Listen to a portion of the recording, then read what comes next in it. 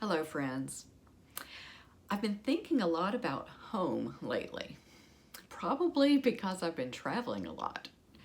Hello, I'm Dr. Renee Harmon. I'm the author of Surfing the Waves of Alzheimer's, a memoir about my husband, Harvey, and his 8 years with younger onset Alzheimer's disease.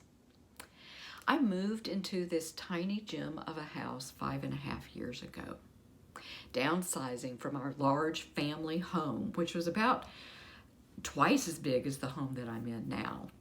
And I knew that large family home would sell quickly, so I bought this small house first and then decided what furniture and decor I loved the most and that fit, and brought that with me, selling the rest. I decided to move when Harvey became a permanent resident in a memory care facility, and our daughters had grown and were living on their own. And I worried that this small little place would not feel like home without those that I loved.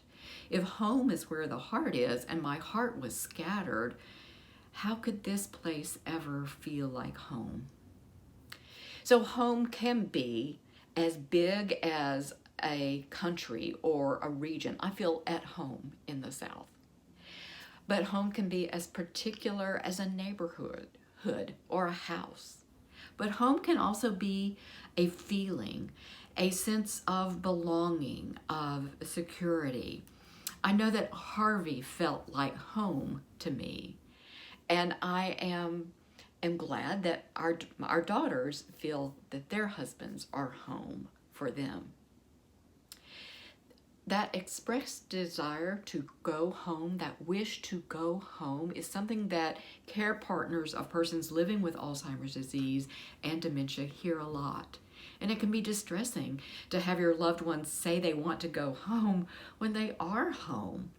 They might be living in the past, confused by their present surroundings.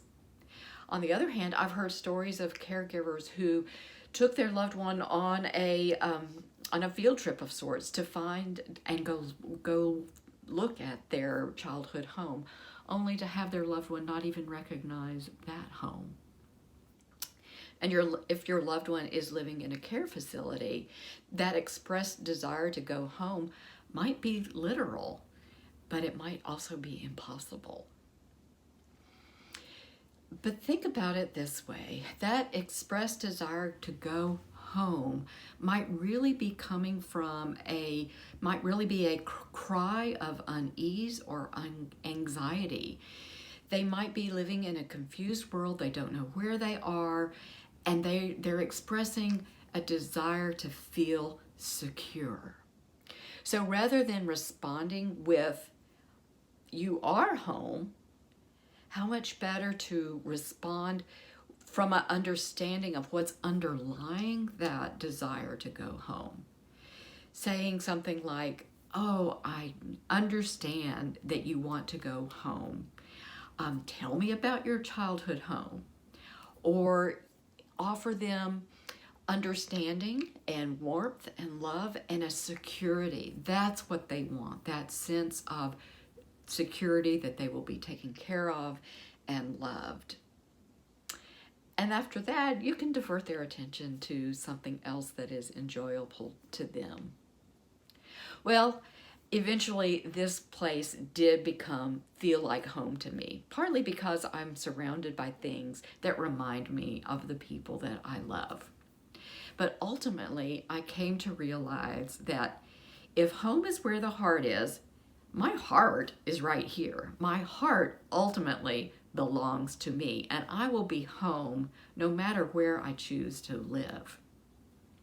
So I offer this prayer. God of our hearts, when we are feeling most lost, walk us back to home.